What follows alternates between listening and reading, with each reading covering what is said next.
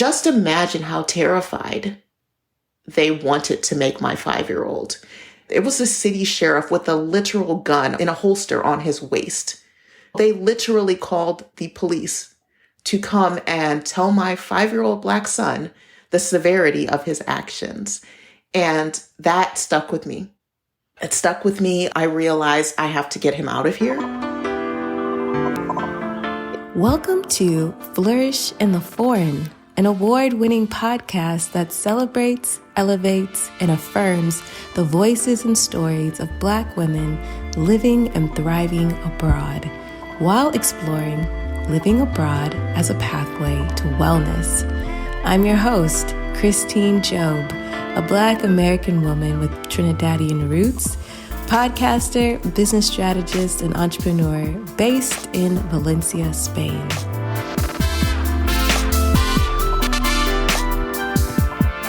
Hey everyone, welcome to Flourish in the Foreign. Thank you so much for tuning in to this week's episode. This is the final week to sign up for my one-on-one Move Abroad with Intention consultations. If you've signed up to the email list, you have known about this for a long time. If you are not signed up to the newsletter, then maybe this is the first time you're hearing about it. And I'm sorry about that for you. This is a limited time offer only for the month of March 2023.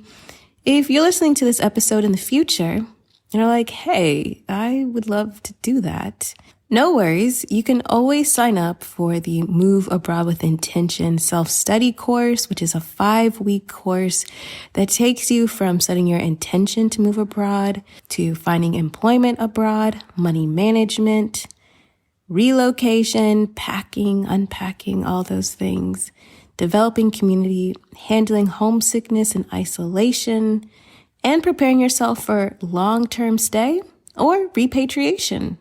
You can sign up for the one-on-one consultation chats via the link in this description or on the website flourishintheforeign.com. This Black woman created an award-winning podcast, might I add, is a labor of love, but y'all know it, labor nonetheless. So I'm asking you all to support this here podcast. You can go to buymeacoffee.com/flourishforeign and support this podcast by buying me a coffee, tipping the podcast, or even purchasing some of the equipment, software, stuff like that makes this podcast happen. Another way to support this podcast is by writing a review of this podcast and rating it 5 stars on whichever podcast player you're currently listening on. A really great way to support the podcast is to make sure you are following the podcast on all of our social media channels. So that's YouTube, Instagram, Twitter, Facebook, and Pinterest. Go ahead and do that. It's a really easy way that has a tangible effect on this podcast. And of course, share this podcast. If you have a blog, a vlog, a podcast, please share it with your audience. Please share it with your mom, your dad, your friends, your family, and the coworkers that you like. I deeply, deeply appreciate all of your support. Now on to the next episode.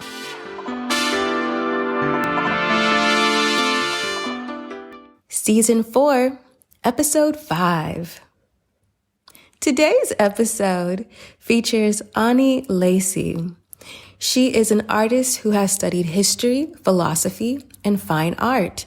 Her interest is in ceramic practices transmitted through family lines and through traditional apprenticeships, often in rural or working class communities.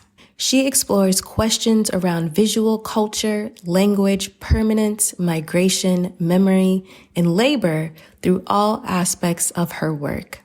And she has been living in England since 2020. I'm so grateful to Ani for her transparency and her vulnerability in sharing her story with us all. So I'm going to let Ani tell you all about it. My name is Ani Lacy, and I am 39 years old. I currently live in Bath in England, but right now I'm in Japan on a work assignment for the next few months. I came to England in October of 2020.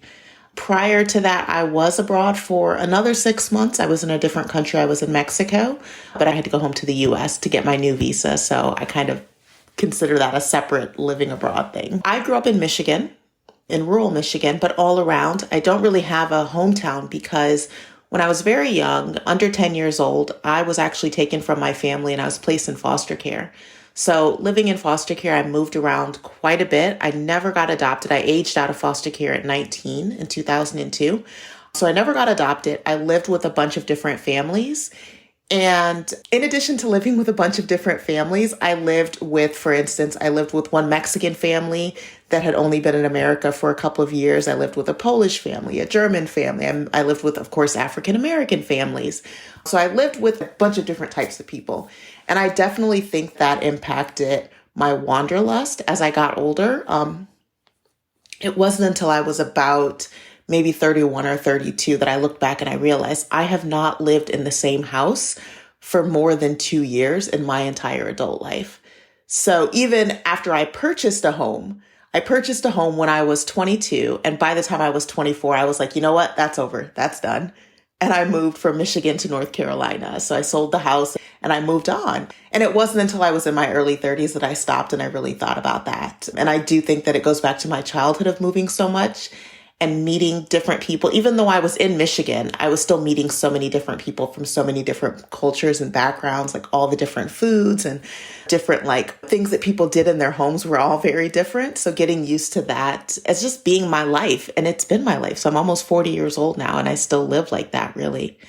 I asked Ani if she attended university and if she did, if she had the opportunity to study abroad. So yeah, I did. I went to college when I was 18. Right after high school, I went to a community college in Michigan. And then after a year there, I transferred to a university in Kalamazoo, Michigan. So Western Michigan University, where I finished out my bachelor's degree. I actually studied history and philosophy. So not a linear path at all. I wanted to study art, but I had just reconnected with my birth mother the year that I started college, so the year that I graduated from high school. And I wanted to go to art school in Chicago, and she thought it was a terrible idea. And just being a young person who really was looking for acceptance, I said, you know what, forget it. I'll go to a local community college. I'll go to a university. I'll study history. I'll be a lawyer. Like that's totally different than like being an artist. But I did. I went to university.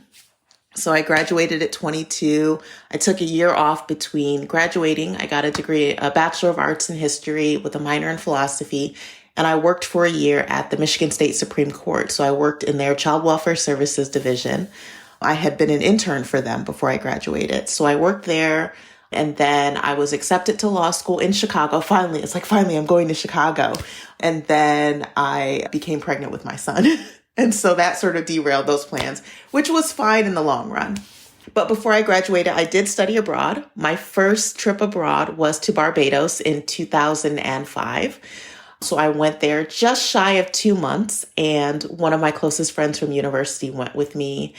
And it was just wonderful. So we were 2 history majors with a group of archaeology majors. So we got to see the excavation of a slave market in Bridgetown, which is what they were researching. So we went out there the first day and it was hot, extremely hot because we went in July. And so we got our little spoons and our little paintbrushes. So we did the archaeology thing. And then we were like, all right, good. We're historians. We're going to the archives. So we went to the National Archives, and that was like our job to do research to support the dig that they were doing. But that was my first experience abroad, and I absolutely loved it. Most people are probably familiar with Barbados as being a majority Black country. It was absolutely transformative for me. So most of the other students, my friend and I were both African American. The other students on the trip were all white.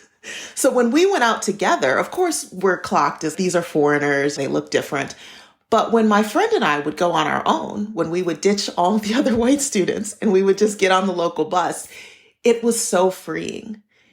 As long as we didn't speak, we didn't reveal our American accents, it just felt like it was an invisible weight I did not know I had been carrying, honestly.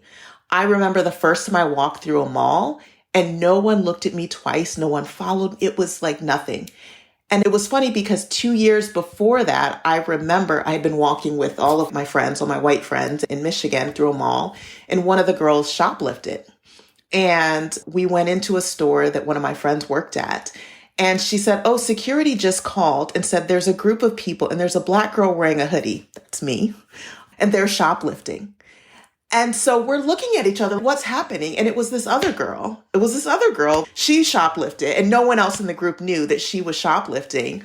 And that's how we found out she was shoplifting. But it was so bizarre. I'm like, why does it have to be the Black girl in the hoodie? Do you know what I mean? Like, it was just, But then 2 years later, I found myself in Barbados and I felt so comfortable. And I was just like, you know what? If I can live, is this white privilege? What is this? I love it. Because we walked down the street, we went to the beach, we went anywhere we wanted. Nobody looked twice at us. Nobody bothered us. It was just amazing, just amazing. So yeah, so I fell in love with getting a break from America. At that point, I was just like, you know what? As often as I can, I'm just going to go somewhere else and just do something else, not deal with this shit. So after Ani's transformative time in Barbados, I asked her, what did she get up to next? So when I got back from Barbados, I was still at the very beginning of opening up my mind and understanding that I was free to do whatever I wanted to do with my life and that the whole world was open to me. So I was 22 when I got back and I went to work. I didn't really think much of it. I went to work. I bought a house that year. I was planning on going to law school and I thought I'll make money. I'll become successful and I'll be able to take vacations. It did not occur to me at that point in my life at 22 that I could simply move abroad, that I didn't have to be tethered to America in that way. That took several more years. And it took me having a child, it took me having a son and seeing how America treated him, honestly, for me to really think about it. But yeah, for the next, I would say until I was about 29, so probably the next 6 or 7 years, I just didn't think about moving abroad. I just thought if I can make enough money, I can have vacations. I could be the person that vacations internationally. Essentially, in every episode of the podcast, I ask my guests to share their move abroad journey. And it never really starts at deciding to purchase a ticket, right? It's always underlying factors, things that are going on in their life. Sometimes it's years in the making in a subconscious way, and it seems very spontaneous, and yet all of the groundwork was just laid as they moved along in their life. So when I asked Ani to share with us her journey to move abroad, she shared, as you will soon hear, a quite upsetting story about her son, her young son at the time, with police. Now, there's no death or anything like that that's happening in this story, but it could be quite upsetting for some of you. And if you are not in the mood for it today, which is okay, you can go ahead and skip about 5 minutes and I'll see you there. Now I'm going to let Ani continue her story. So at 29, I was living in Charlotte in North Carolina, and I loved it there. It's not majority Black. It's not Atlanta. Nothing's Atlanta, but it was still better than Michigan. It was lovely. I felt very comfortable. And then the time came for my son to go to school. And so I enrolled him in school. We were living in a neighborhood, Myers Park. So people who are familiar with Charlotte will know the neighborhood. It's pretty good, upper middle class, very calm and quiet, nice neighborhood. The school that I sent him to, I was just so ignorant of the issues around schooling and children. I didn't realize that he would be the only Black boy in his entire grade in a school in a town like Charlotte. It just never occurred to me. So some things happened there that were very traumatizing, I guess, in a way, or just eye-opening, I should say. He was about 5 or 6 in kindergarten. And I remember getting a call from the school and the principal said, we called the police. And I'm like, what happened? So my 5-year-old son, little tiny, 2.5 foot tall kid, had circle time in kindergarten. And there was a colored rug. And so the kindergarten teacher had assigned everyone a colored square. And she said, when it's story time or circle time, you sit on this square. Now, my son's on the autism spectrum and he takes everything literally. He went to sit on his square. There was another kid sitting on his square and he pushed the kid. And so I thought, oh my God, this kid must be terribly injured. Did my kid Hulk out? What is happening? So I rushed to the school. I'm like, oh wow, I'll take care of it. What's happening? Should I apologize to the other parents? It must be severe for the other parents to insist that the police be called. And so the principal says to me, no, the other parents didn't want the police called. The other parents said, it's fine. They're just kids. We decided to call the police so that he could understand the gravity of what he did. And so I walked to the classroom, and I remember there were 4 kindergarten classrooms. So each classroom had about 25, 26 students. And I looked in each door and I realized there are no other Black kids. Now, this is Charlotte, North Carolina, and I think it's maybe 30 or 40% Black. It's not majority Black, but there's a good chunk of us there. And I said to myself, now, how do you have 100 kindergarten students and you have no other Black kids? And so then it hit me, oh, this is very dangerous. This is very dangerous. And I thought to myself of my own upbringing, because my son's a lot more middle class than me if you meet him. So I thought of my own upbringing. My father died in prison in 2019. My father was taken to prison when I was 6 years old. I've known many young Black men who have been terrorized by police. And I thought to myself, if he had grown up in that environment, just imagine how terrified they wanted to make my 5-year-old. It was a city sheriff with a literal gun in a holster on his waist. They literally called the police to come and tell my 5-year-old Black son the severity of his actions.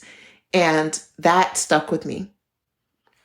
It stuck with me. I realized I have to get him out of here. I cannot, in good conscience, I know it's different for everyone. People have different ways to deal with it. For my situation, having grown up in foster care, not having a great support network, not having a lot of money, I had been educated. Thankfully, I went to university, but I still didn't have a lot of money. I didn't have a lot of social resources or capital. And for people listening to this, I'm light-skinned. So I want to say that because it's, I think, important to understand the dynamics in America. 1, as a woman, it's a little bit different. 2, as a light-skinned woman, it's also a little bit different. And so my son is darker skinned with dreadlocks. And they treated him in a way that I had my eyes opened. And I said, there's no way. I'm just not going to sit by. I'm not. So yeah, it's a little kind of like still emotionally overwhelming 10 years later to think about what happened. But it's severe. The way that young Black boys are treated in schools in America, the way that the people around them socialize them. It's either you're the jock, you're the comedic relief, or you're dangerous, you're the drug dealer. And these are children. There's only so much you can take of people around you pouring an idea into you, no matter what. When he comes home at night to me and I tell him, no, you're smart, you're free, you can do whatever you want to do. If he's there 8 hours a day, that's going to be a lot to try. No matter how good the home life is, it's going to be a lot to try to deal with. So I pulled him out. I decided to homeschool and I started making a plan. And I said to myself, I'm going to figure out how to get us abroad. I didn't know where yet. I still had to do more research. I just was ignorant of what the world was. But yeah, so I started homeschooling him. There were a lot of issues with that. I dealt with just a lot of legal trouble that I should not have dealt with. At the time, he was below the age for compulsory schooling in North Carolina, which is 6. He was under 6. But when I removed him from school, the principal called Child Protective Services on me and said I was neglecting his education. Yes, it was a big deal. And so I started to realize how deep it went in America. And this is from a girl who grew up in the countryside in Michigan. It was something that it just wasn't as blatant as it was in North Carolina. And so I just never really understood it until the time came to protect my son. And I had a therapist at the time and she said, oh yeah, Mama Bear came out. And I was like, yeah, because you're not like, America cannot have my child. So yeah, so that was the motivation around age 29 that made me say to myself, I have felt a place where you can walk down the street and just be a human being. And I would like to give that to my son, at least during his formative years. I wasn't yet sure. I feel more sure now. I wasn't yet sure that I would be able to financially and socially and emotionally sustain us abroad so that he could get a second citizenship, so that he would have that sort of flexibility. But I thought to myself, I can make it happen so that at least while he's growing up, he is in a place where he doesn't feel targeted. he doesn't have people pouring these negative stereotypes into him, so that if he does have to go back to America, because at this point, this is his only citizenship, if he does have to go back to America at some point, he's a stronger person. He's grown up stronger and he knows himself. What can sometimes be perpetuated in some Facebook forums and just in these internet streets is just complete lack of preparedness. A lot of people encouraging people to just YOLO and move abroad with $5. And no, we don't support that here at Flourish in the Foreign. That's me wanting the best for you, actually. So I asked Ani to share with us her first stint abroad and how she prepared for that adventure. You're right. Like you have to prepare in some way. And every time I think of the hammock and the tacos on the beach, I think like, hello, scurvy. People just don't really think about, you can't actually live like that. It's not possible. And it's kind of funny because I ended up in Mexico in February 2020. And by April 2020, we were locked down.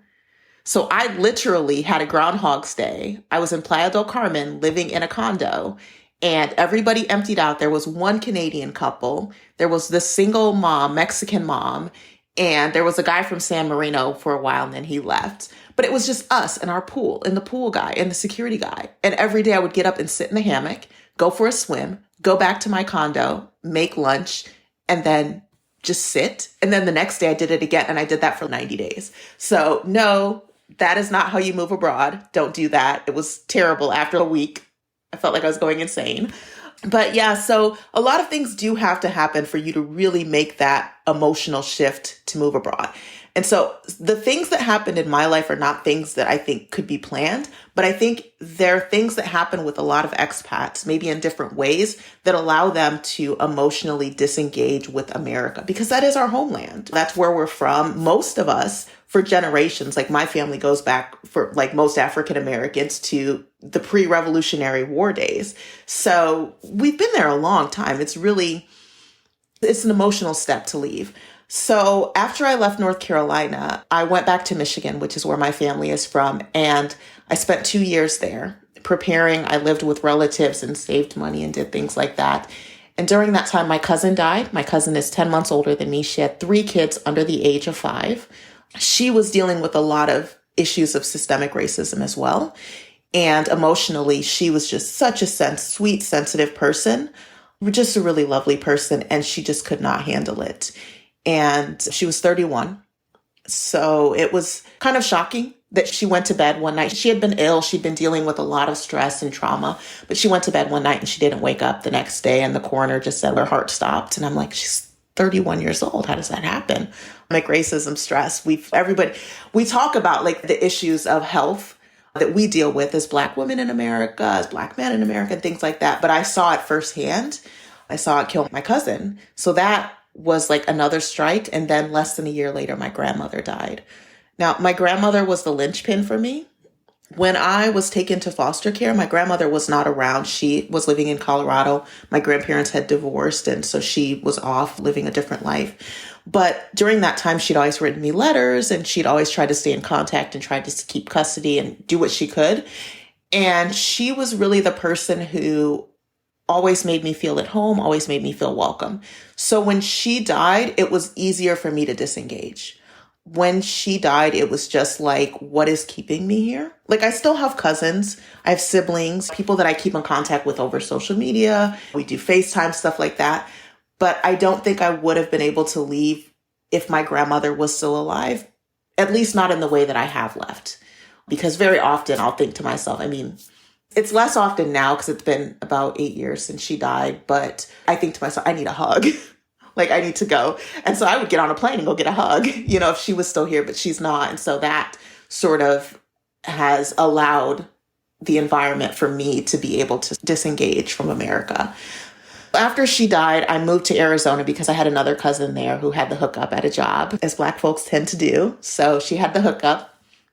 So I went and got a job there. It was paying really well, and I stayed with her for a while and just saved. Now, this was 2015. At this time, 3 years later, 2018, was when I finally had enough money to just say, I'm going to go abroad. And I took my son, we went to Morocco. So when you ask about, did we do the little trips? Yes, we did. So the first time we did about 5 weeks in Morocco, and then we came back. I had enrolled in graduate school because I was like, my son's getting older. What am I going to do? I decided to become a philosopher. So I went to get a PhD in philosophy. So random. But while I was there, I took a ceramics class, and that's how I ended up as an artist. I work as an artist now. But at the time I had to come back for class. So I came back for my classes. I was in the program, and the holidays came around, and I said, you know what, we're leaving. And so we left again, and we went back to Morocco for another 5 weeks. And then, of course, time to go back to class. So we came back. So I'd done that twice, and I said to myself, I'm going to figure out how this is the time is now. I need to make this a little bit more long term. Now, for Morocco, the limit is, I think, 90 days without getting a visa. I had not gotten to the point of thinking about residency visas yet. I was still on I'm going to move to Mexico with $5 and live on the beach type flow. After that, I got rid of my house in Arizona. I was living in a condo. I got rid of my condo in Arizona, and I went to live with my then in-laws. I went to live with them in Texas to save more money. We stayed there for about a year. And then this was, 2018, 2019, 2020, February was when we went to Mexico. And so we were there from February 2020 until July 2020. We had only originally planned on being there for 90 days, but then something happened, COVID. So everyone around the world was locked down. So we ended up staying there. The Mexican government was like, don't worry about your entry stamps, your exit stamps. Don't worry, you guys are cool. Just keep spending your American dollars. We're not going to kick you out. And we were like, cool. So we just stayed. I ended up in my Groundhog Day situation. My son, surprisingly, did a lot better than me. Maybe because all of his friends back home were suddenly at home. They were no longer at school. So they were like on Discord playing video games all day. So he was fine. He was chilling. I was just like swimming 100 laps a day because I was like going crazy. Every time I left the condo complex, the police were like walking around and they're like, where are you going? Oh, you're going to the store? What are you going to buy? Did I see you yesterday? Interesting. So it was I got in trouble going to the beach once. So I was living 5 blocks from the beach. It was so ridiculous at the beginning of the pandemic, but they shut down the beaches. So I went down there, and it's a whole gang of police officers. It's 30 police officers just chilling on the beach. And I'm like, what? I thought the beaches were closed. And they're like, yeah, we're patrolling for people like you. Like, you can't be here. Go home. So while I was there, I got into my head. I was like, all right, I need to figure something out because I wanted to go back to America because I was just like, what can I do here? This is not the hammock on the beach. This is like Groundhog Day. This is like torture. I need to go home and collect myself. But I had sold my house. I'd sold my condo. I had gotten rid of everything. And so I wanted to go back to an Airbnb. And for the digital nomads or people that were abroad in early 2020, they're going to know exactly what I'm talking about. The same Airbnb that we stayed in January 2019 literally was 5 times as much had we tried to go back in April. And so I said to myself, okay, we're going to stay in Mexico. Like, even if I did want to brave the super crowded airports and do all of that, I just said, we're going to stay. We're going to ride it out. Luckily, I had travel insurance. So I just said, we're going to ride it out. I couldn't get on my original flight. The original flight was out of Merida. And I had moved to Playa del Carmen. And so the closest airport was Cancun. So my ticket was not out of Cancun anyway. So my travel insurance did cover us. But there was a point during the pandemic where you couldn't get on like a bus to go across state lines in Mexico unless you were a resident. And we were just Americans. So I couldn't get on a bus and go back to Merida to get on the plane anyway. So I just decided to stay. One thing I did do during that time, though, was buy land in Michigan, which I still own, because I was like, I'm starting to feel real space rock out here. I'm starting to feel a little floaty, a little bit like, what do I do? But so I decided, I said, you know what? I want to be an artist. I want to take this a little bit more seriously. I applied to a Master of Fine Arts program in England and I got accepted. And so their international student department sent me a letter and they were like, hey, you're accepted. You need to apply from your home country. So in July of 2020 is when I went back to America to apply for visas and get everything sorted to come to England. Yeah. I asked Ani to describe what it was like to pack up and leave for England. And what was it like when they finally landed? What did they do? And how was the overall experience? The first thing we did eat was fish and chips when we landed. So to be fair, we did indulge in some stereotypes. So leading up to it, so I had gone back to the US and I was in Arizona waiting for our visas and staying in an Airbnb there. And I had my car though, because I had not sold my car yet because I'd gone to Mexico thinking a few months I'll come back, but everything was in a storage unit. So everything was in a storage unit in Arizona. My car was in Michigan because I'd flown out of Michigan. So we flew back from Mexico, little stopover in Dallas, then flew to Grand Rapids in Michigan, picked up my car, drove. Now, mind you, this is July 2020. Insanity. Drove from Michigan to Arizona. We stopped a few times and every state was different. Colorado, I think, was the strictest in terms of the way the hotels were when we stopped. And they were like, what are you doing here? You're traveling? You know what I mean? But most of the other states were pretty chill that we stopped in and we just spent one night in a hotel and then got to Arizona. So the issue was where I was staying in Scottsdale in Arizona, which is a suburb a little bit north of Phoenix, but it doesn't have great public transportation. And I have my son with me, so I needed my car. I decided to sell my car to Carvana, and I still had a car payment on it. Very chaotic. It was so close. Luckily, because the prices started to go up on used cars right at this time, they pretty much paid off my loan. I owed them like $400 or $500. So I'm like rushing around. This is literally the day that we are meant to fly out. I'm rushing around. They're coming to the condo where we're staying, the Airbnb that we're staying. They're going to pick it up in the parking lot. But I had to go to my bank first and get like a cashier's check to them, to Carvana, for the amount that was over the payoff amount. And then they were going to directly pay off my lender for the car. And then I was going to hop in an Uber and go to the airport. And it was so close. It was so close. Like literally 5 minutes before the Uber showed up, they were late to come to buy my car. So the first girl called me and she's, we've got like a bunch of people like that want to buy car or want to sell their cars right now because the prices are going up. So we're sending somebody out to you, but there's an issue with your paperwork. And there was something going on with my registration. And I was like, but you guys are supposed to pay off my car. So the issue was even though I wanted to sign the title over to them, they needed to pay off my bank first, but they wouldn't pay off my bank until they had my car. And I was like, so can you just send somebody to come get this car? So finally they sent a guy to come get the car. It was so chaotic. He's dillying and dallying a little bit, but last minute, we get it done. We get the Uber, and I had purchased really cheap tickets because I'm moving abroad. I need all the money I can have. So we had a 12-hour layover in Istanbul. So random.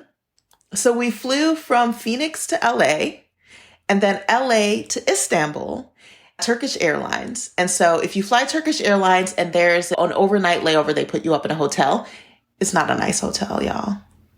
It's not a nice hotel. Don't do it. It seems fine. You look online and it looks really pretty. It looks pretty until you walk in and then your nose is, oh, this is not a nice hotel, y'all. So we had to stay overnight in Istanbul. It was interesting. Everything was closed because this is July 2020. This is the thing, like moving countries twice during the height of the pandemic was probably the most insane thing that I decided to do, but I did it because why not? This is life, YOLO. So we get to the hotel and Turkish Airlines says, yeah, you guys have a room. We had to share a room with my son. Fine. Even though I bought 2 tickets, whatever. So they said, you get like a voucher for dinner. So we go down to the restaurant. And of course, everybody speaks Turkish. There's like hardly anybody there. There's 3 people in the restaurant. And so they bring over a menu. And so I point and I'm like, all right, I'll take this. And then the guy goes back and he comes, he's like, we don't have that. And I was like, all right, I'll take this. And he comes back and he's like, we don't have that. And so he comes back a third time. I'm like, what do you have? And you can have this and this. It's like, you could have just told me in the beginning. That's all we had. Because it was literally like French fries, a salad, and some like Turkish meat dish. That's what you get. That's dinner.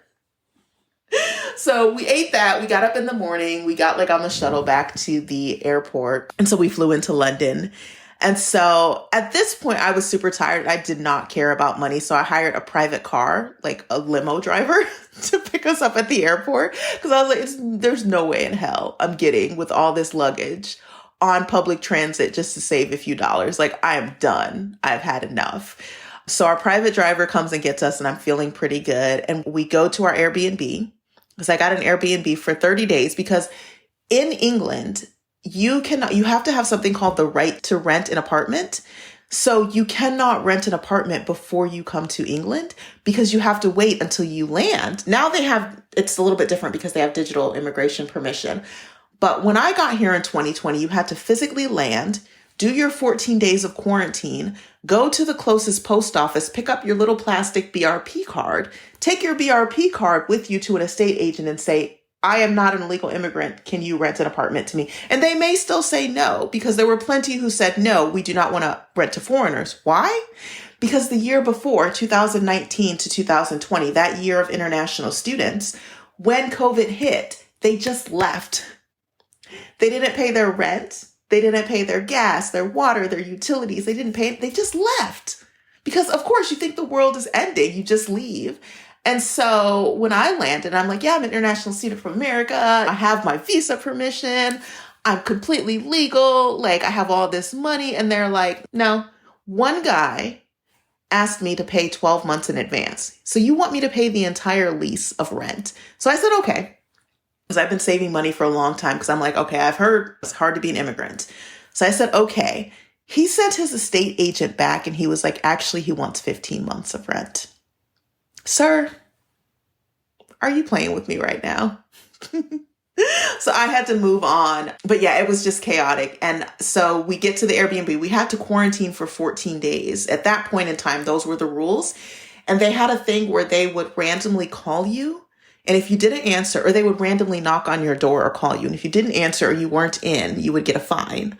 So we, like good people, we stayed indoors, went nearly crazy. At one point, we were arguing over who left the kitchen faucet running. Me and my 14-year-old are like, you left the water on. No, you left the water on. We didn't have any food. I didn't have a local bank account. So I had cash, but no local bank account. So how do I get food? Because I'm in an Airbnb. So luckily I went online on Facebook and I joined one of the expat groups, and one of the local women who had lived here for 14 years, another American, offered to go to the store and get us bread and toilet paper and milk and stuff. Literally, she just dropped it on our doorstep because none of my American cards worked for the delivery apps. Yeah, there was one, I think it was Morrison's, one store that took PayPal. So you could use your American card through PayPal on this particular website, but the wait was 2 weeks to get a delivery slot. Yeah, so it was pretty tight. So what I did was I went online, I opened Monzo account. If you're in Europe too, so you probably know Monzo is everywhere. So I opened a Monzo account, they mailed me a card. So it took about 7 or 8 days for me to get a British bank account so that I could actually order food from Deliveroo and Uber Eats and all that stuff, because I couldn't use my American cards for any of that. But we made it. We survived. Yeah. That was the 2 weeks, the time leading up to coming to England. And then the 2 weeks after, that whole block of time was just pure chaos. My nervous system was in overdrive.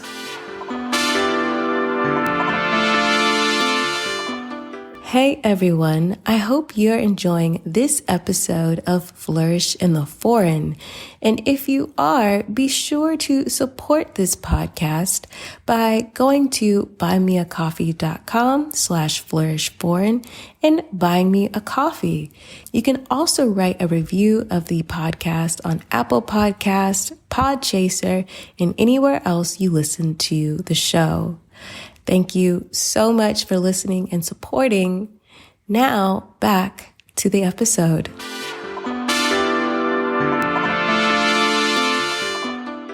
I asked Ani to share with us what was her first year in Bath like, and what was the process of really settling in and living in England. I'm in the south of England, and that's important because even though Great Britain, I think it's called, the island with Wales, England, and Scotland, is a small island. Every single part of it is culturally different.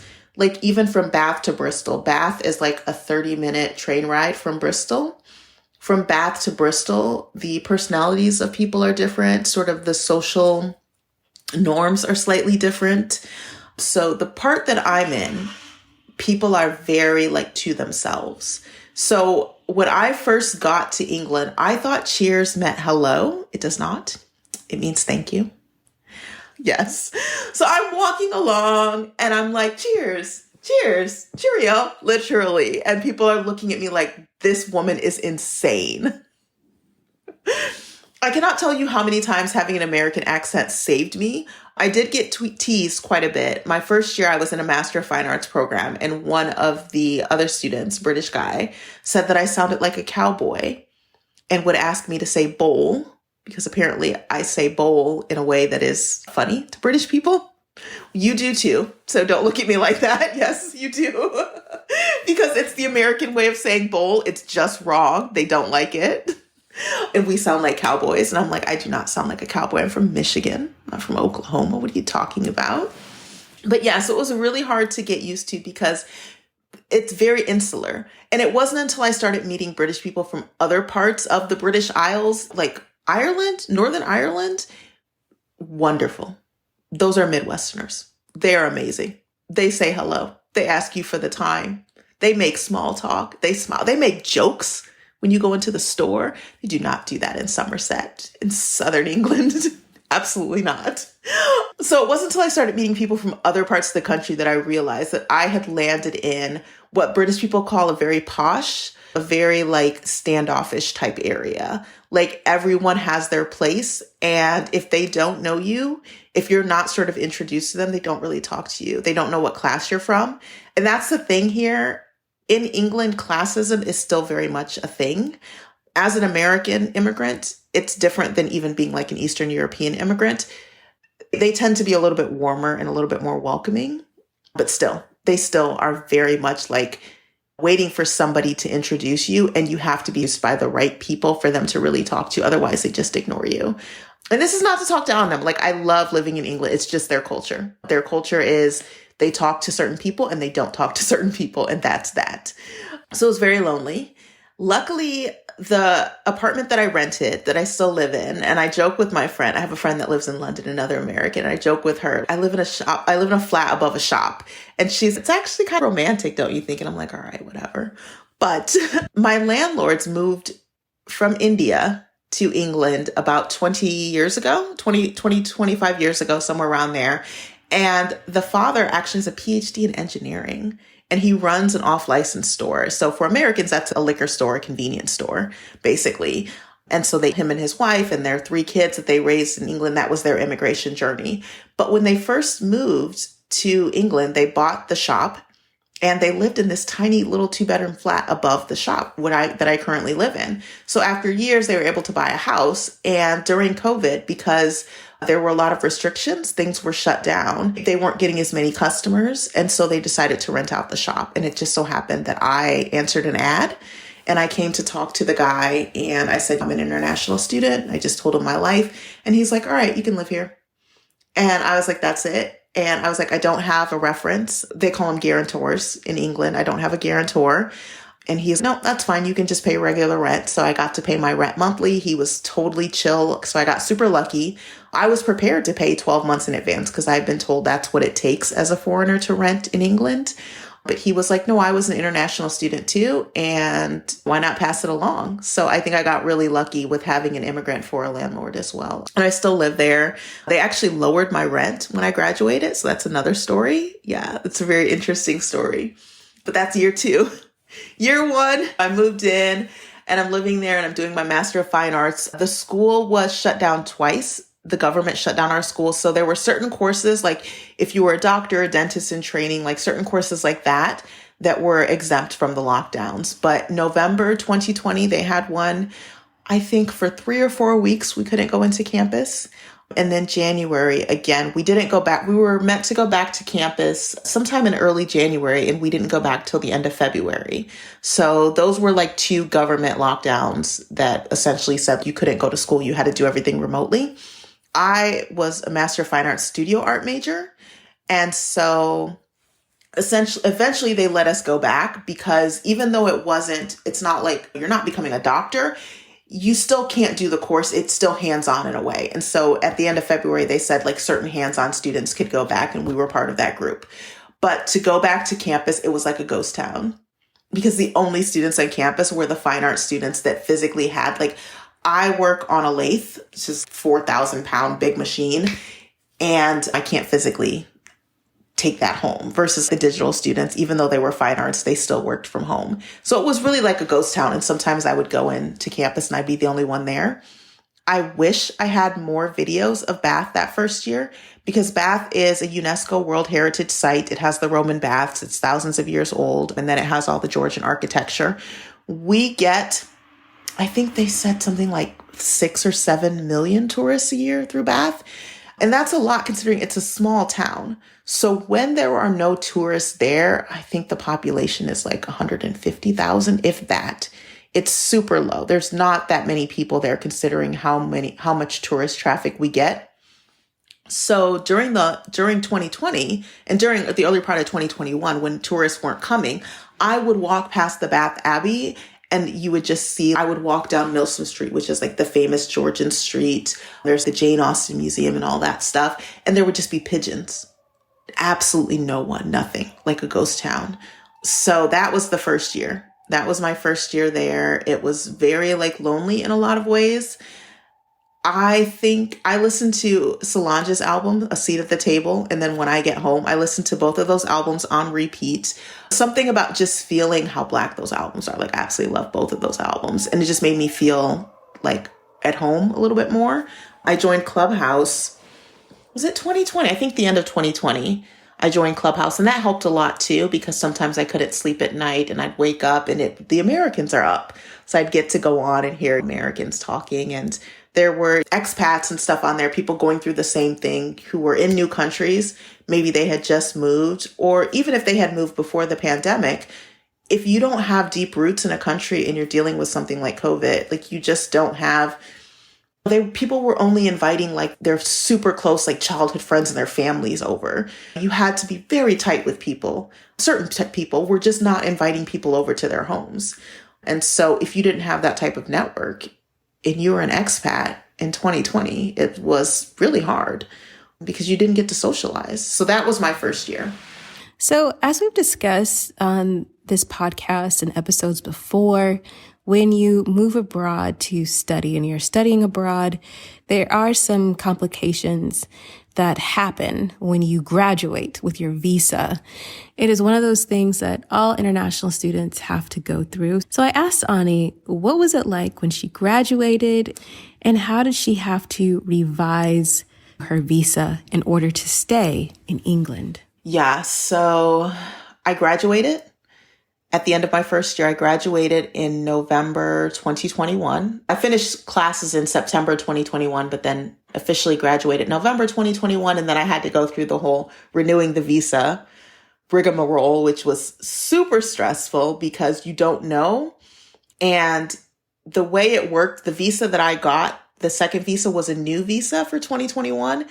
And so they didn't tell us like what the visa was until like a few weeks before we could apply. And for my application, I applied on the very last day that my current visa was valid. And so the way it works in the United Kingdom is if you have a valid visa, let's say it expires on December 30th, and you apply for your next visa, December 30th or before, you can stay in the country under the rules of the previous visa that you were on while your application is pending. If you apply December 31st or after, you have to get the fuck out of the country. You got to go. So it was very stressful. I literally applied at 4 p.m. on the day that my visa was expiring. Now, mind you, I have my son with me. Like, it's very much like super stressful. But I got the application in, and then everyone in my group who, like all the other students were like, yeah, I got mine back in 2 hours. I got mine back in a day, and mine did not come back for 6 weeks. And I didn't find out until later why it didn't come back for 6 weeks. It was because my dependent was under 18, and there was a switch from physical biometric residence permits to digital ones. I got a digital one because I'm over 18, but because my son was under 18, he still had to have a physical one. So I had to physically take him into an immigration center, and that was the delay. But no one else in my group, none of the other international students had kids. And so it was just very, what's happening? Because no one could tell me what was happening. It was the first year that we had this visa status, this visa category. But eventually we got the visas back.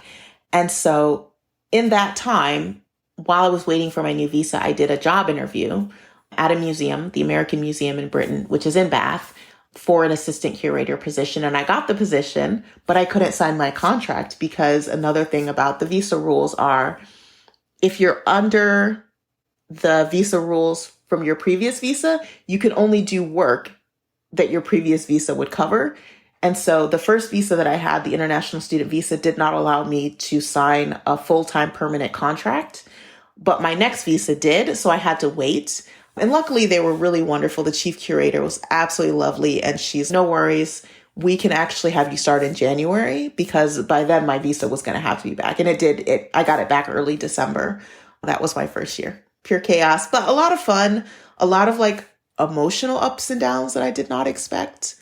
Like, it was very emotional. That first Thanksgiving away from home, thankfully, everyone was locked down because we had like a FaceTime, me and my cousins and all of our kids. I think there were like 8 of us on like a FaceTime screen, and everybody's dialed in from all over the country. And it hasn't happened since because, of course, you can physically go now. But it just so happened to coincide with that year. Everyone was locked down. And so it really helped me in my transition abroad because I felt like I was in the same situation as everyone else. It didn't feel that different. As Ani has already shared, her son is on the autism spectrum. And so I asked her, how did she prepare him for this move abroad? Every child is different, but very similar in terms of the prep work. I have always had to prep my son. If we're going to the grocery store, from the time he was 3 years old, I would do like a countdown. I'd say, okay, tomorrow we're going to the grocery store. In the morning, this afternoon, after your nap, we're going to the grocery store. Morning snack time. Okay, after this snack, you're going to take a nap, and then we're going to the grocery store. So I've always done a countdown like that. So I'm very used to that. And I think that's very common with a lot of kids on the spectrum. You really just have to prep them just so that they know what's coming. With my son, while we were moving around, every time we moved to a new place in the United States, I would go to IKEA. So I started this when he was about 4 years old. I went and got like everything in his bedroom from IKEA. And every time we moved to a new place, even if I physically wasn't able to take everything, like if I couldn't move the furniture, it was okay because I would just go to the closest IKEA and get him the exact same stuff. And I would just paint his walls the exact same color. And so that helps a lot, especially because he's just like a nerdy kid who likes to be on his computer. He met all of his friends. He's had the same friends for 10 years now. They all met at a summer camp at Arizona State. This like nerd camp. I call it nerd camp. It was a camp for kids that are like into YouTubing and videoing, and he does animation and stuff like that. So it's just all kids that did that sort of thing. And they're all tech savvy, so they stayed in contact over the last 10 plus years. So he was always able to, no matter where we went, he could always dial in, get onto Discord and talk to his friends. I think that helped a lot. We did unschooling. So what that just means, unschooling is a child-led form of schooling where essentially whenever he got interested in something, I would get him the tools to support that. So, except one time I said, no, I'm not buying you that. So yeah, when he got into animation, I got him a computer and like a drawing tablet. He got into making video games with his friends. They formed like a video game, like an animation studio. So one person does characters, rigging, one person does the sound, another person does like the game levels. They do all this stuff. But he did come to me at one point and he said, Mom, I need a physics engine. So for people that don't know what a physics engine is, I didn't know what it was. So I'm Googling it. I'm like, oh, I'm buying a physics engine. Ma'am, they are thousands of dollars. I'm not buying that. So that's how he got into physics in terms of homeschooling. So him and his friends had to get on YouTube and had to learn physics so they could write their own little physics engine for their little video game. Because I was not about to drop several stacks on a physics engine for him to, like, I wanted him to learn. Like, I'm always trying to be like very supportive of like, this is what you want to do as a career. This is what you want to do with your life. But I had to draw the line somewhere. I was like, I do have to pay rent too. So unfortunately, I cannot buy you that. But it helps. Whenever he wants to do something, he has to learn how to do it. So he had to learn physics. He had to learn math. He had to learn programming logic in terms of like deductive logic that I took in college. He had to learn that. And so just buying him books. Sometimes I would sign him up for online classes, like without school, depending on what his interests were. Sometimes I would send him in person to classes or workshops or like the summer camp that I sent him to, just educational stuff like that. But there was no curriculum. It was very much do what you want to do. Now, when we got to England, I had originally thought to myself, I'll enroll him in school. That didn't work out for a couple of reasons. One, they have something called A-levels in England. And I was like, what is that? I do not understand A-levels. He's enrolled in college now. He started college when he was 16 because here in England, you can start college at 16. So he went and got enrolled in that. He's doing an art and design program. He's getting a diploma from the University of the Arts London. And I'm like, oh, it sounds fancy. But his teachers tried to explain A-levels to me. And I'm like, I am so glad I did not enroll him in school because I'm going to tell you right now, I have no idea what you're talking about. So apparently in England, like kids need a certain number of A-levels. They have clearing that they do. They have tests that they take. It's a lot. So I just decided we're not going to deal with that. My son was also, he's a lot more, how do I say this? Particular than I am. Like, for instance, if there's like food that's past the expiration date in the fridge, I'll smell it and I'll eat it. If I feel like it's fine, he will not.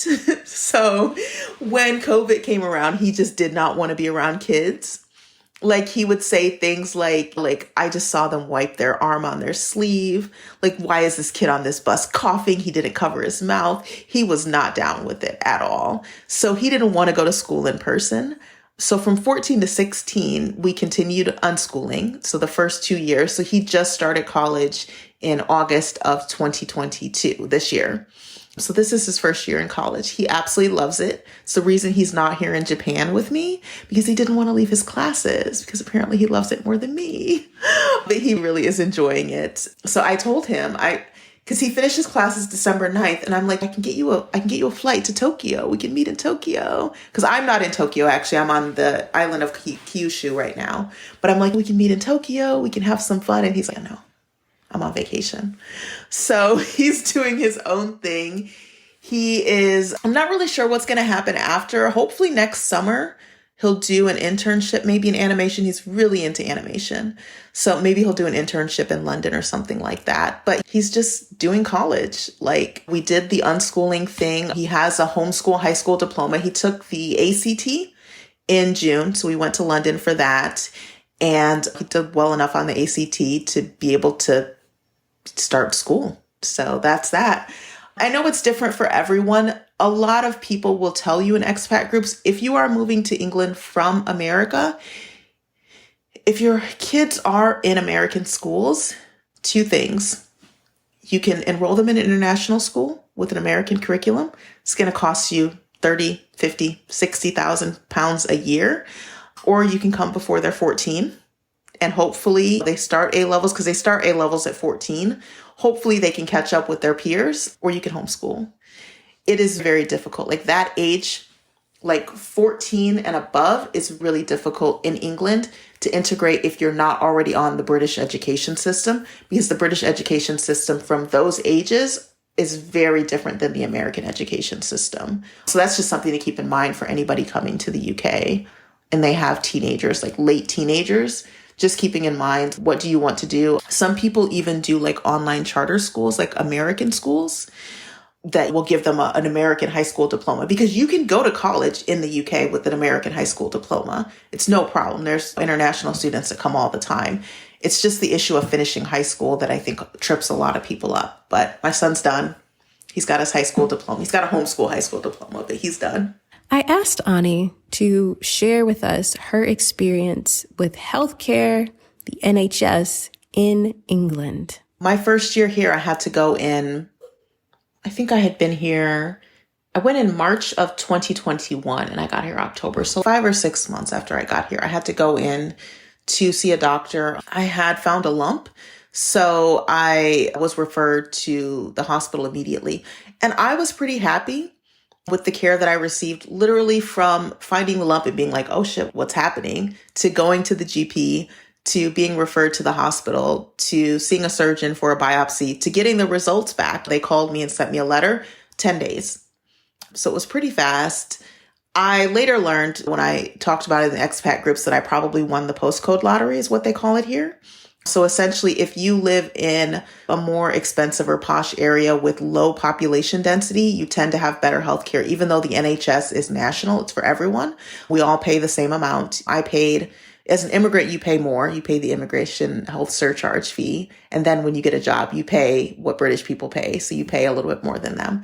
But we all have the same access, essentially. It just depends on where you live. It just so happens that not only do I live in Bath, which is a little bit more of an expensive area, so our council tax is higher. Like my council tax is even higher than my friend that lives in London.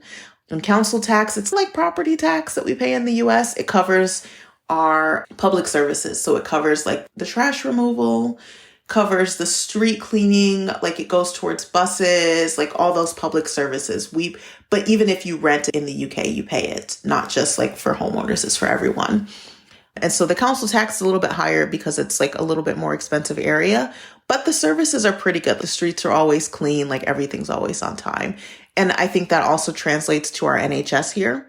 And then low population density.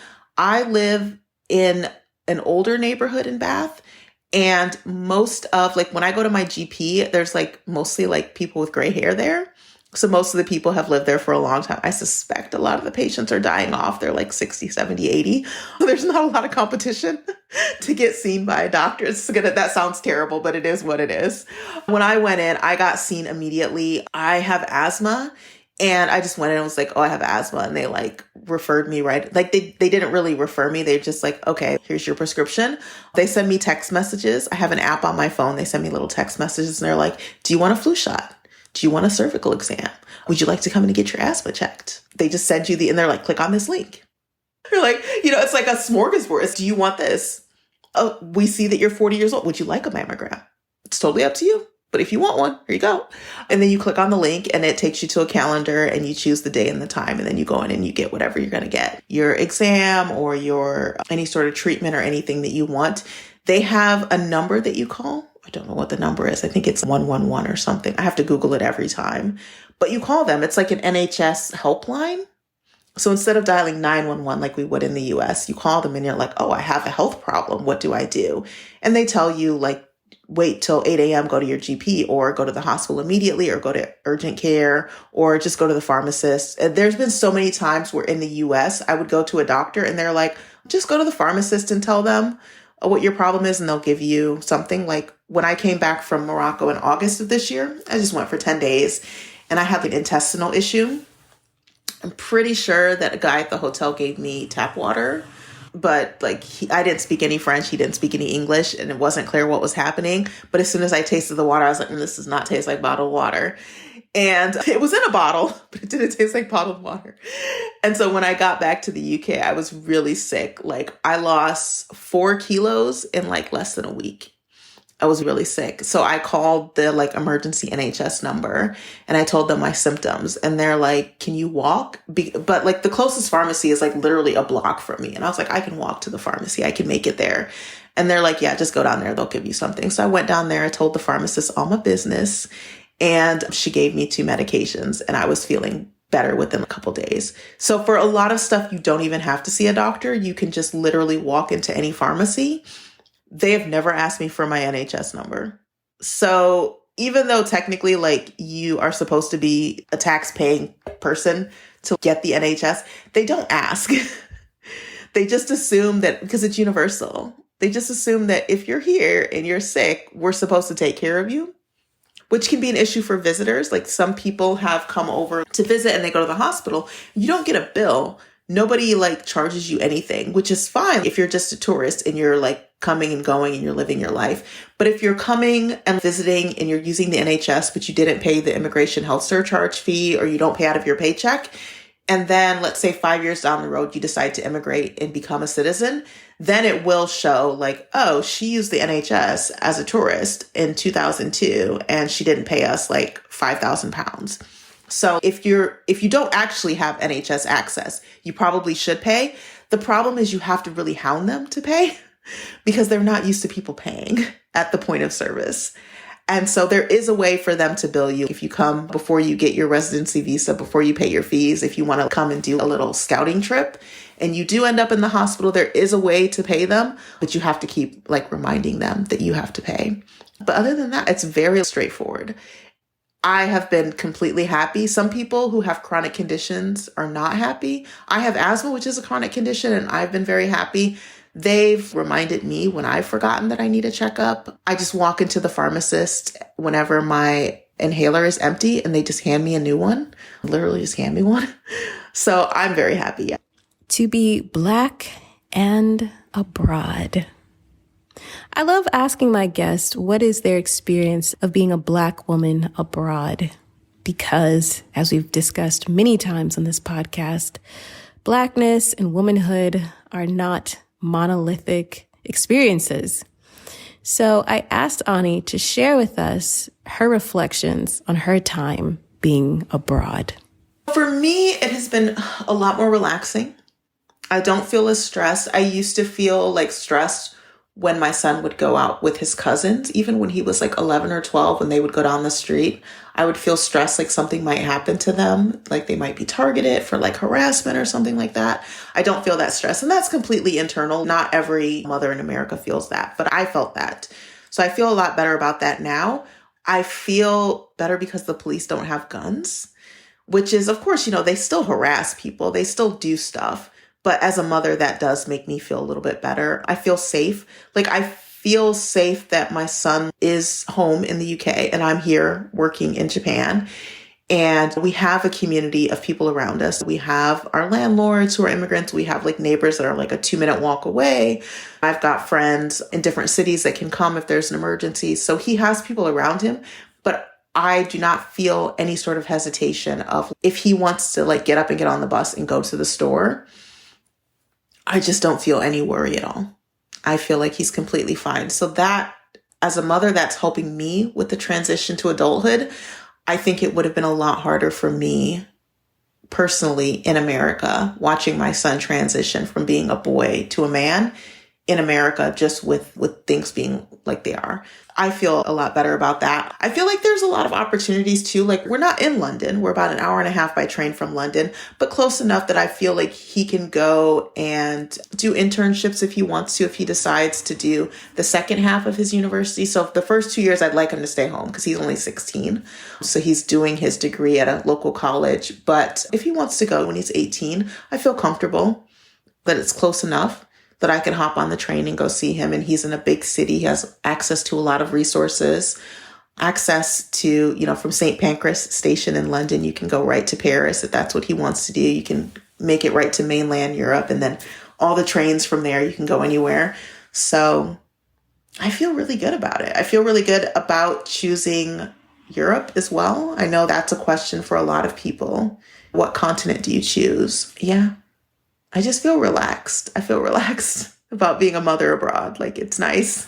I mean, as a Black American, and I say that because I feel as a Black American in the UK, we do not get treated like a Black British person, African person, a Caribbean person. Not even, I have some friends in the UK that like their parent is like Black Caribbean and their other parent is like white British.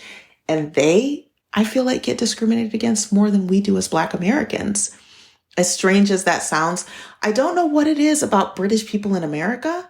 Like they tend to even forget that we're immigrants. It's just, they have a different reaction to us. So when you're walking, when they don't know, that's one thing. For instance, I went to Waitrose one time with my son when we first got here, and I had been by myself quite a few times. The weird thing is like a lot of the security guards like posh, like more expensive places are Black people. And I'm like, why do you have them in this role? It's just weird. But so the security guard was like a Black British guy, and he started following us around. And I've been to this Waitrose many times and I've not been followed. But mind you, my son is tall. He's 6 feet tall. He's got dreadlocks down to here now because he's been growing them for years. And in the UK, a lot of Caribbean guys have the dreadlocks. So they code them as something else. So we're walking around. I noticed the guy following us. I'm like, what? So I turn around and say, oh, can I help you? And he goes, oh, you're American? And I said, yeah. And he's, oh, nothing. And he walks away. And yeah, definitely. And talking to some of my Black British friends, especially the ones who are like first generation from the Caribbean, they definitely notice a difference. Some of them even say to me, like, why would you come here from America? It's so much more racist than America. I was like, first of all, they're killing us. They're literally killing us in America. So I'm not going to hold you. I'm not going to not invalidate your feelings, but they're literally murdering us in America. So I'm going to stop you right there.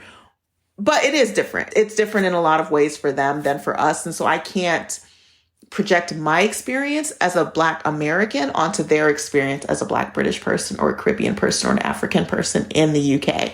For Black Americans, though, I do think that the passport privilege overrules a lot in terms of getting into spaces, in terms of getting jobs. People were so shocked when I got my job. So they were like the museum industry, arts and culture, arts and heritage is a super competitive industry to begin with. And the fact that I don't have a degree in museum studies, I don't have a degree in curation, I have a degree in fine art, and I have a degree in history and philosophy. And the fact that I got a job as an assistant curator when people are fighting over these jobs. And I think maybe part of it is like the exoticness of, oh, we have an American working for us. And it's not just Black Americans, it's just American in general. It's just, oh, let's hire the American. So there's a lot of privilege. So I live in the countryside, essentially. Like where I live in Bath, it's one side you look out my window, there's like the city lights. The other side you look out, there's just hills and sheep. So I'm like pretty much out there. So it's very homogenous. There, I would say 95% white British where I live, but I don't feel uncomfortable. I do notice people looking at me sometimes, but never in an unsafe way, if that makes sense. They look at me like you look a little different. As a Black American, I feel like we don't even really look like Black British people. We look like ourselves. So they look at us like, you look different. You look a little weird, but that's it. No hostility. I've never had trouble with, other than that one incident with my son where I realized he had coded us as like Caribbean or something. I just have not had any issues, which is, I guess, surprising considering it's 95% white British here. But yeah, just no issues, just like normally living my life. People remember me more. I have brown skin. So like when I go in sometimes to like a restaurant, they remember my order. There's a Chinese restaurant I go to, and the owner always knows exactly the spice level. And it's funny because they hired a new cashier probably like 3 or 4 months ago. So when I went in and I ordered my order, and so I step back and he like comes over and he says something to her. And I realized he was like fixing my order because I told her spicy and she's like, spicy? I'm like, yeah, spicy. And then he's like telling them like, give her the chopsticks. She's fine. So that's sweet. And I think partly because I don't look like anybody else that's there, that people remember me more. But I don't mind it. Soft life, the best life? I asked Ani for her thoughts on Black girl soft life. I think I have always lived a soft life. My late grandfather used to say, you know, like that thing where you take like all the bags from the car at the same time. And he used to say people call it the lazy load, but my last name is Lacy. And so he said, that's the Lacy load because we're naturally lazy.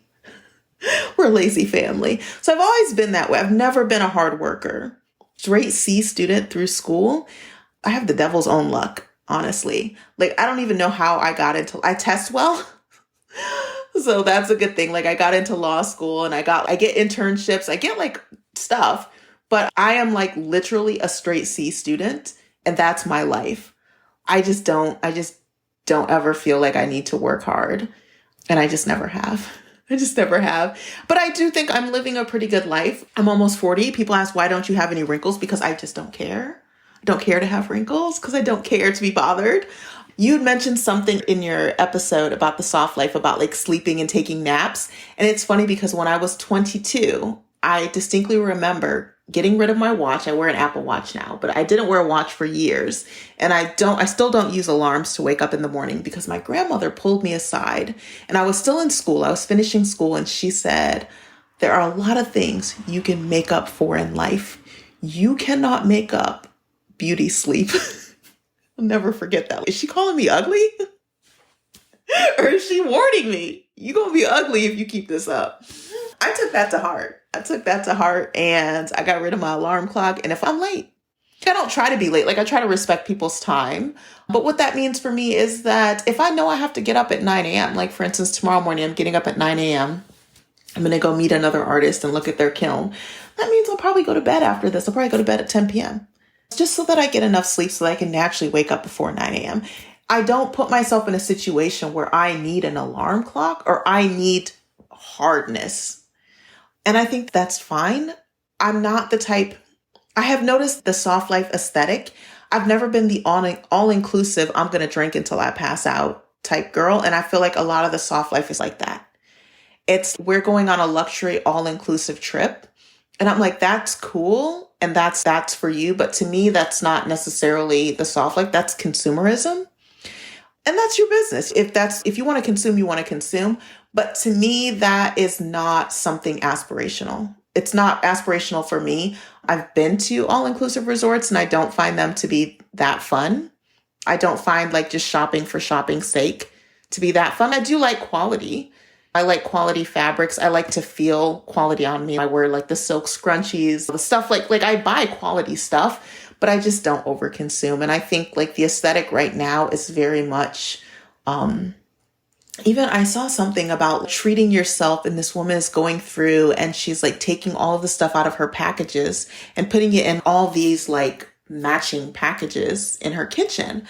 And I'm thinking to myself, like, I do zero waste in the UK. So I shop at a zero waste store and I have these little canvas bags that I go, and I'm thinking to myself, what is the point? Why not just do zero waste? Take it a step further and do something for the environment. It doesn't have to just be aesthetically pleasing. Like it can be aesthetically pleasing and also creating a soft life for our children, because my son gets on me about that. My son is the reason I started recycling like 12 years ago, because he was like, clearly you don't love me if you're killing the planet. I was like, oh, called to the carpet. Okay. So I've been on it since then because I'm like, okay, if this little 8-year-old is calling me to the carpet, I need to get it together. So yeah, I see that more. I see it more as a substantial thing, a thing of creating a life where, for instance, I always live beneath my means, always. And I have done that since I was 19 years old and I aged out of state care and I was my only safety net. Always live beneath my means, always have more than a year of my living expenses in liquid assets put away, and then hopefully more so that if I need it, so that if a job stresses me out, I can walk away from it. I did 6 months of my job as a curator and I walked away. I had it was like a 6-month trial period. And I think like people look at those trial periods and they're like, oh, I hope that they don't fire me after 6 months. And I looked at it as, this is my time to figure out if I want you as much as you want me. And unfortunately, at the end of the 6 months, I'm not doing this. I'm not working 9 to 5. And I worked from home like 85% of the time. And I was like, I still don't want to go to these meetings though. So I'm gonna have to say goodbye. I didn't want to live my life that way. So I just left. I just said, hey, and they're wonderful people, like absolutely loved my supervisor, my chief curator, but just the idea of going back to working 9 to 5, even though a lot of times I worked from home or I might be on a trip, I might be in Cornwall, working from the beach in Cornwall. I just didn't want to be beholden to someone. I didn't want the director sending me a note and saying, you have to have a meeting at this time. I'm also an artist and I found myself not being able to go to my studio as much. So for me, soft life was really like about flexibility and about control to have your own life the way that you want it. So I think that I live that way. I just chill. I go where the wind blows me in terms of like how I feel. I'm responsible. I'm fiscally responsible. I think that's the only reason I'm able to live this life is because no matter what it looks like, I'm not cheap, because being cheap, I think will bite you in the ass. period. So I do support that idea of moving towards buying quality things when you do buy things because they last longer. They improve your quality of life. If you're sleeping on better quality bed and sheets and things like that, you get better sleep, you feel better, you look better, you go out, you go to the store, people look at you, you have a glow, they treat you better. So it spills over into all aspects of your life. So I am a supporter of that. I'm not a supporter of being a spendthrift. I'm not a supporter of doing it for the gram. Never been a person that does it for the gram. I think it's a phase. I think it's a cultural phase that people are going through right now. Hopefully the pendulum shifts because I think a lot of people don't fully understand it and it can be very consumerist. And I think like once I became a parent, of course, I start thinking about the future. Once my son really put it in my face, if you do not care about the environment, you do not care about me, then I became a lot more involved in, I'm going to do zero waste, which I'm not perfect with zero waste, but I try. I'm going to recycle everything. I'm going to use less. I think that's like the real soft life of making an environment where everyone can live and thrive, because it doesn't matter if you have a Gucci purse and you're on the beach at an all-inclusive if you look out and there's just garbage washing up on the beach, or you can't breathe because there's smog. Like that's not going to work long term. So hopefully this is the phase, cultural phase. Wellness.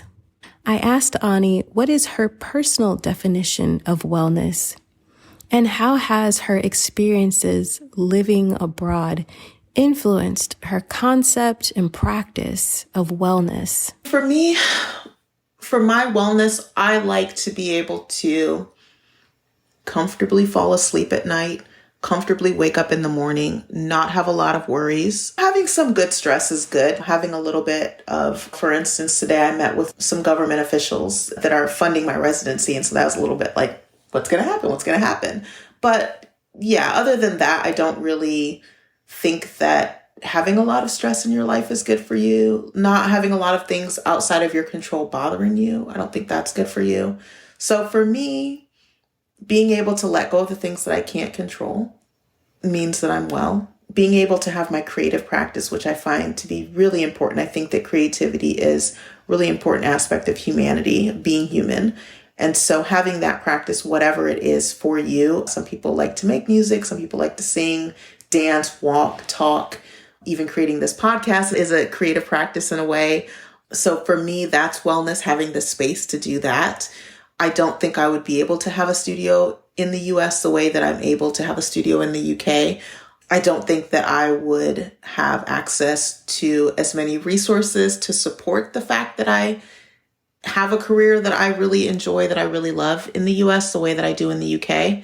So I think that contributes to my wellness. In terms of mental wellness, we've touched on this in terms of my son and parenting. I just feel so much less stressed and less worried. I have the regular worries of a parent, but I don't have that additional layer of parenting a Black son in America anymore. So that I think definitely contributes to my mental well-being. And then my own sort of childhood in America, being in foster care and like wanting to get away from that system and wanting to get away from the social system that sort of, not to go like conspiracy theorist, but like definitely in the 80s and 90s, I felt like Black families were being torn apart by these government policies and the ways that they were applied. So whether they were intentional or not, I can't say. I was a child at the time, but I do think that definitely had a negative impact on me. That subconscious was always there of feeling like I don't feel safe having a Black family in America in a way that I feel safe having a Black family outside of America. So yeah, so that helps my wellness. But yeah, I think like wellness is just not feeling super stressed all the time. And this type of invisible stress that's killing us, giving us heart disease, giving us fertility problems, all of this shit that we deal with in America. Thank you so much, Ani, for sharing your beautiful story with all of us. If you're interested in keeping up with Ani, you can via social media. So I am an artist and I'm on Instagram pretty regularly. I post 2 or 3 times a week, not as regularly as I should, but pretty regularly. And it's Ani Lacy Ceramics on Instagram. And then I have a website, anilacy.com. So it's ANILACY.com. And so there's like a little mailing list you can join if you want to get updates about me and just like my artwork and what I'm doing. And I have some shows coming up here in Japan. If you join my mailing list, you'll see like the shows and stuff that I have coming up in the future. Yeah. Thank you all so much for listening to this episode of Flourish in the Foreign. And for more information about our guest, be sure to check out this episode's show notes on the website, flourishintheforeign.com. That's where you'll see pictures, a full bio, and ways that you can connect with this guest. If you are considering a move abroad, I suggest you grab the Moving Abroad with Intention guide. It is the perfect first step for you to get clear and confident and start to develop a strong intention for your move abroad. It's a guide with over 43 pages, all designed to help you get honest about what you're looking for when you move abroad and help you define what a life well lived abroad means and what the criteria must be for your move abroad to support that life. You can grab that guide at the website flourishintheforeign.com on our resources page. Also, there's a link in the description of this episode. And as always, big thanks to Zachary Higgs, who produced the music of this podcast. Remember, it's not about moving abroad. It's not about being abroad. It's about flourishing abroad. So go abroad and cultivate a life well lived. See you next time.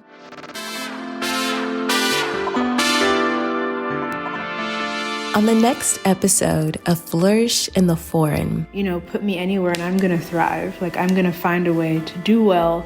And it's not about the place. The place can have better or worse setups objectively. Tokyo versus Berlin. Well, offhand, I don't speak Japanese, so I probably will get further quicker in Berlin where I can use English, but that doesn't necessarily mean I won't be able to eventually thrive in both places.